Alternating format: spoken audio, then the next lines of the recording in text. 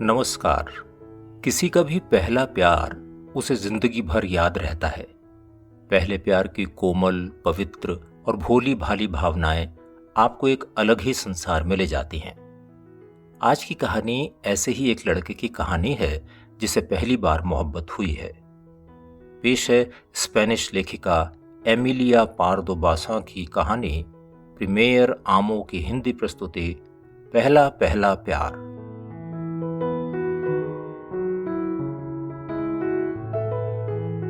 आप पूछ रहे हैं कि मैं कितना बड़ा था? 11-12 साल, शायद 13 साल का था। इससे पहले भी क्या कोई प्यार में गिरफ्त होता है? अब दिल को भी क्या दोष दें। दक्षिण यूरोप के देशों में लोगों का दिल कुछ जल्दी ही जवान हो जाता है। अब देखिए, मैं निश्चित तौर पर यह तो नहीं बता सकता कि कब मेरा प्यार परवान चढ़ा, पर इतना मैं जरूर बता सकता हूं ये कैसे हुआ। जब भी मेरी आंटी शाम के समय चर्च जाती थीं, मैं चुपचाप उनके कमरे में पहुंच जाता था। उनकी मेज में कई दराज थीं और उनके अंदर एक से बढ़कर एक शानदार चीजें थीं। मेरे लिए ये दराज किसी संग्रहालय से कम नहीं थीं। इनके अंदर मुझे हमेशा कुछ न कुछ पुरानी और दुर्लभ चीज मिल ही जाती थी। इन चीजों से एक विशेष तरह की खुशबू आती थी जो शायद आंटी के कपड़ों में डाले गए चंदन के इत्र की वजह से आती थी। साटन के पिन कुशन, बुने हुए खूबसूरत दस्ताने, टिश्यू पेपर में लिपटे हुए संतों के चित्र, सिलाई बुनाई का सामान, नीले रंग का एक मखमली बटुआ जिस पर शीशे के टुकड़े टांके गए थे, किसी कोने में कभी कोई मोतियों की माला दिखाई देती थी और भी न जाने क्या क्या उन दराजों से निकलता था। लेकिन एक दिन ऊपर वाले एक दराज में से मुझे एक नायाब चीज मिली। मैंने एक छीने से कपड़े के अंदर सोने जैसा चमकता हुआ कुछ देखा। मैंने अपना हाथ अंदर डाला और उस चमकती हुई चीज को बाहर निकाला। हाथी दांत की एक प्लेट पर बनी हुई करीब 3 इंच की एक छोटी सी पेंटिंग थी। ये पेंटिंग सोने के फ्रेम में जड़ी हुई थी। मैं आश्चर्य से इसे देखता ही रह गया। मुझे ऐसा लगा कि पेंटिंग में बनी युवती की आंखें मेरी ही तरफ देख रही हैं। अचानक सूरज की एक किरण फ्रेम पर पड़ी। मुझे चारों तरफ धुंधलका सा छाता हुआ महसूस हुआ और लगा कि पेंटिंग के अंदर से निकलकर वो युवती मेरी तरफ चली आ रही है। वो इतनी सुंदर थी कि मैं बता नहीं सकता। किशोरावस्था के अपने सपनों में ही मैंने इतनी खूबसूरत महिला देखी थी।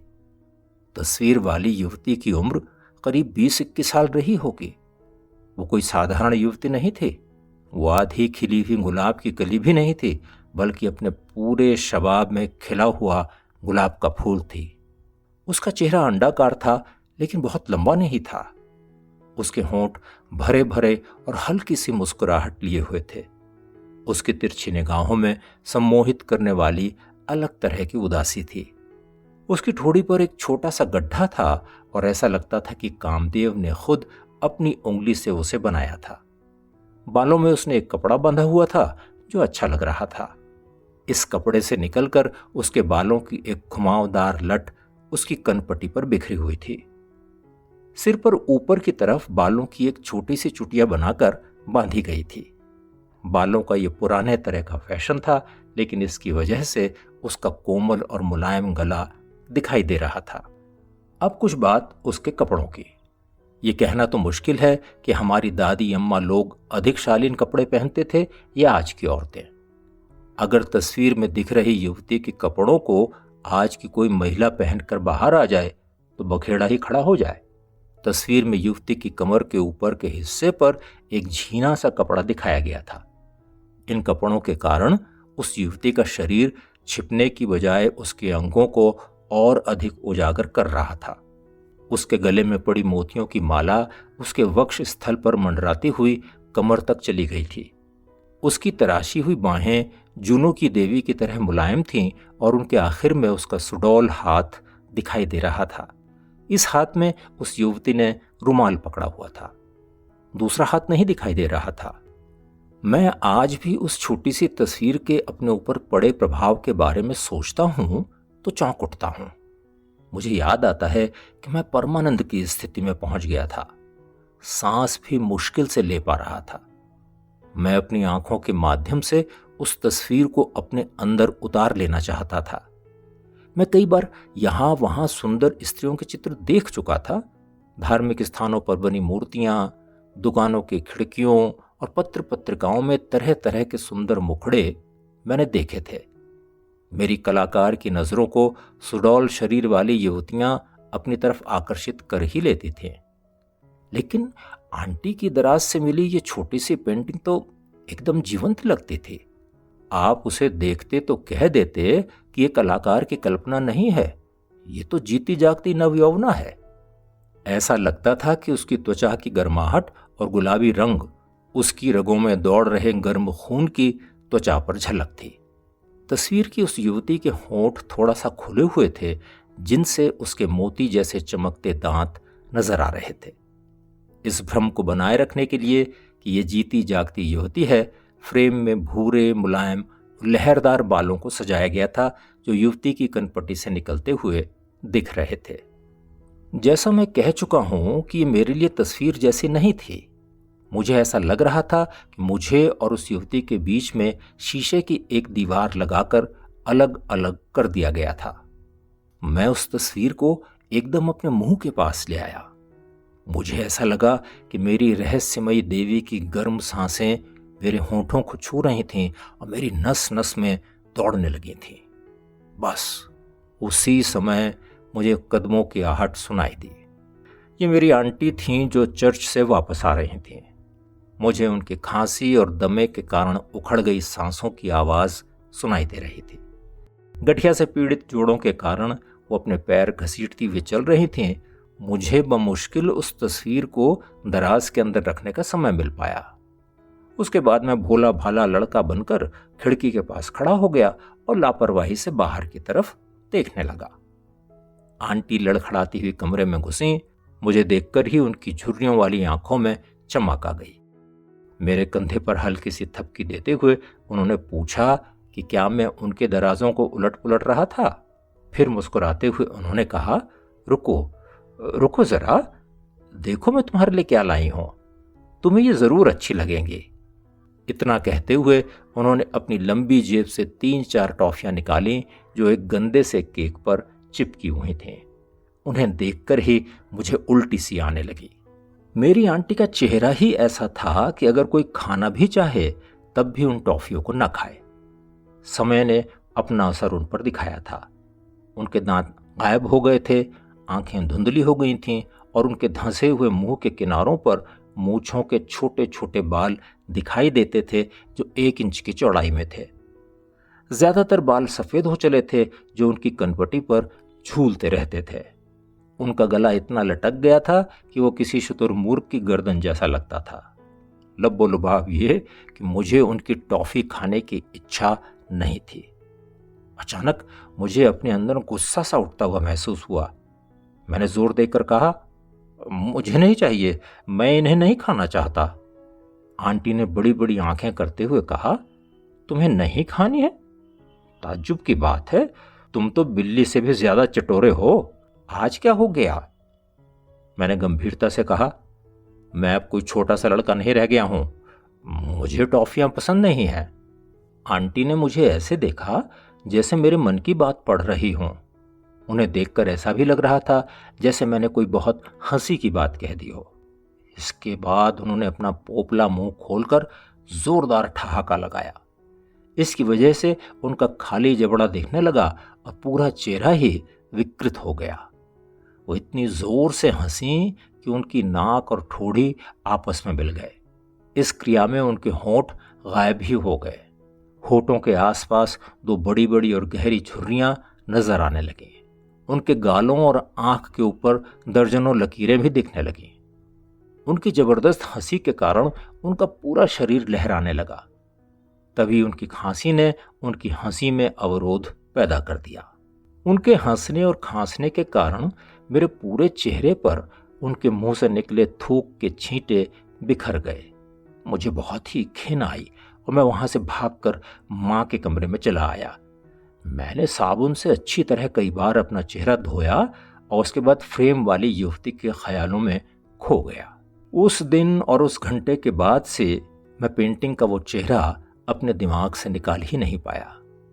जैसे ही आंटी घर से बाहर निकलती, मैं चुपचाप उनके कमरे में घुस जाता और उस पेंटिंग को निकालकर उसमें डूब जाता। लगातार उसे देखते हुए मुझे ऐसा लगता कि वो अपनी अलसाई आंखों से मुझे ही देख रही है।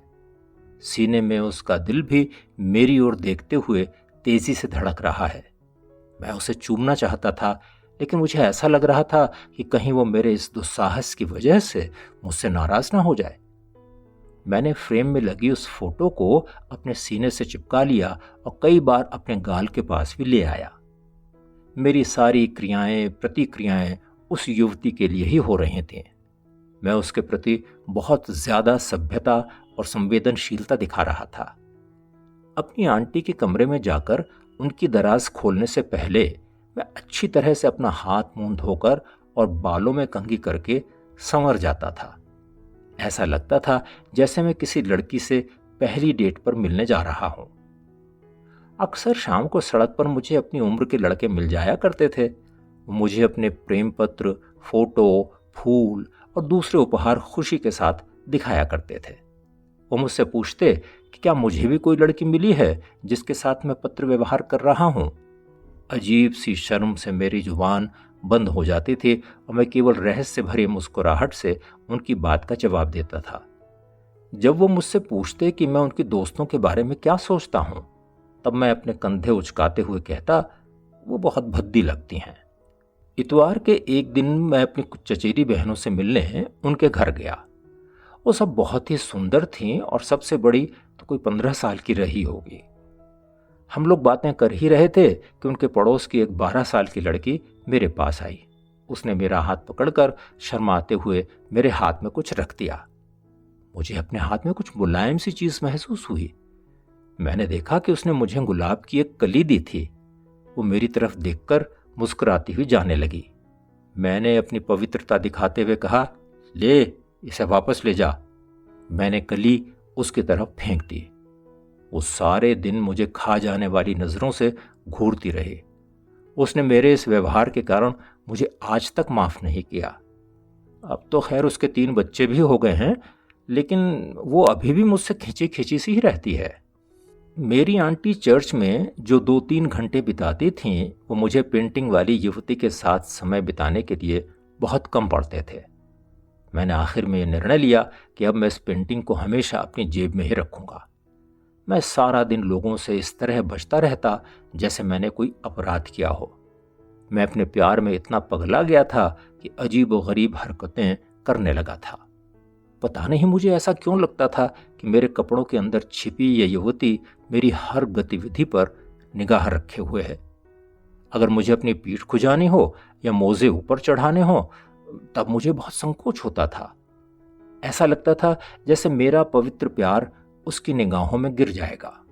मैं पहले उस पेंटिंग को किसी सुरक्षित जगह पर रख देता था और उसके बाद पीठ खुजाने जैसा काम करता था। सच बात तो ये थी कि जब से मैंने चोरी को अंजाम दिया था, तब से मेरी सनक की कोई सीमा ही नहीं रह गई थी। रात को मैं इस छोटी सी पेंटिंग को तकिए के नीचे रख देता था। पेंटिंग को मैं दीवार की तरफ रखता था और खुद बाहर की तरफ रहता था, ताकि कोई मेरे इस बेशकीमती खजाने को चुरा न ले। मैं उसकी रक्षा में इतना चिंतित हो गया था कि रात में सैकड़ों बार मेरी नींद टूट जाती थी। जब मेरी चिंता बहुत बढ़ जाती थी, तब मैं उसे तकिए के नीचे से निकालकर अपनी कमीज और छाती के बीच रख देता था। सुबह मेरे सीने पर फ्रेम का निशान भी दिखाई देता था। अपने दिल के इतने करीब पेंटिंग को पाकर मैं बहुत खुश हो जाता था। रात रात भर मुझे रंगीन सपने दिखाई देते थे।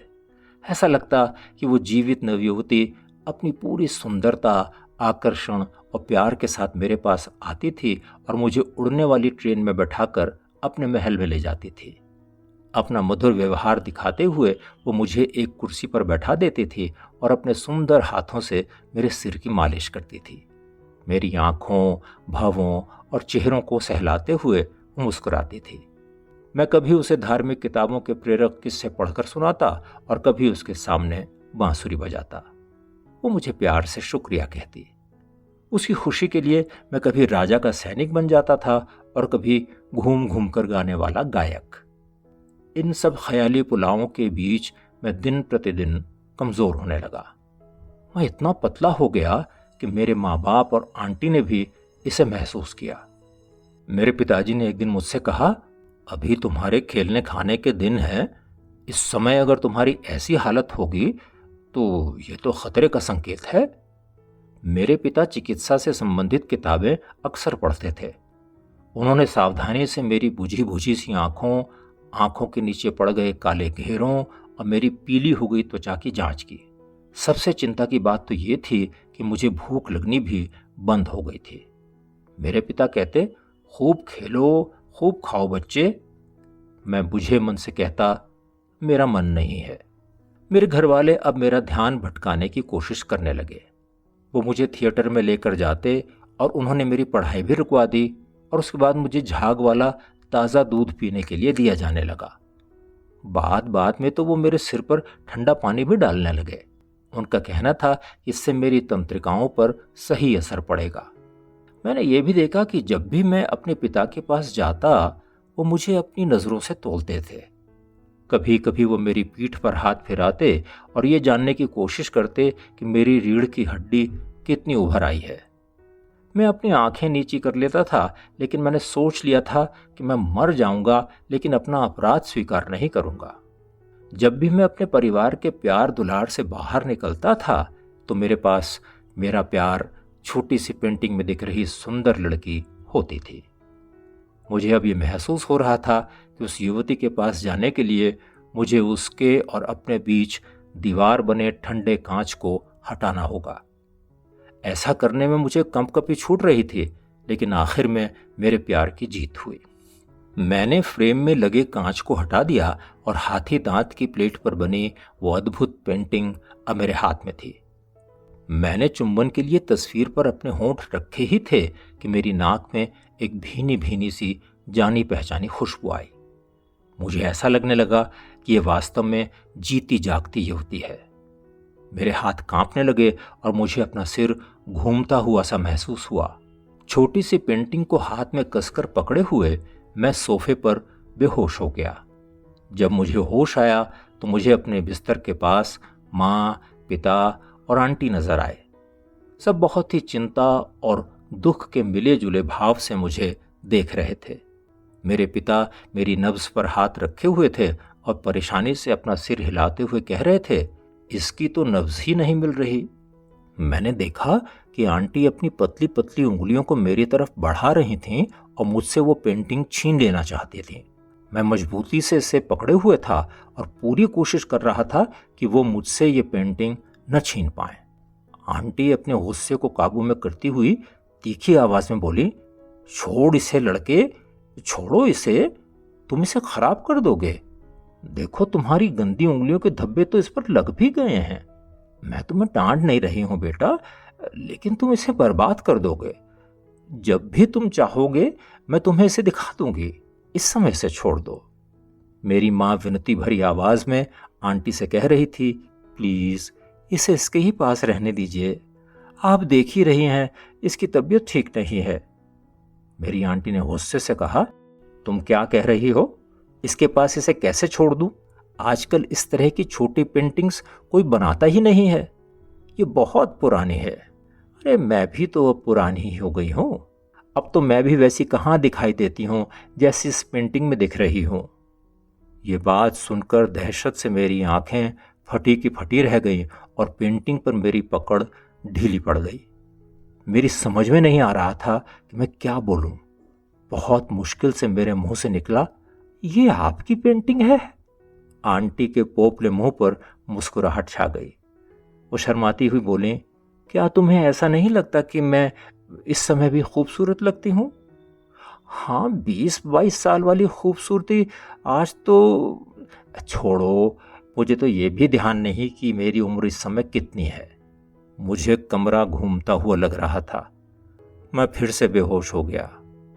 मुझे हल्का सा ध्यान है कि मेरे पिता ने मुझे अपनी बाहों में उठाकर बिस्तर पर रखा और मेरे मुंह में 1 चम्मच ब्रांडी डाली। मैं जल्दी ही अच्छा हो गया, लेकिन उसके बाद आंटी के कमरे में घुसने की मेरी हिम्मत ही नहीं हुई।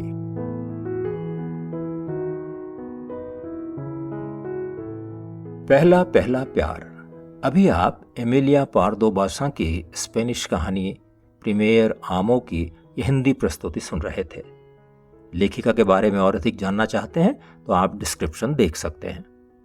कहानी अच्छी लगी हो तो इसे लाइक करें, शेयर करें और हमारे इस चैनल को सब्सक्राइब भी करें। जल्दी मिलते हैं। नमस्कार।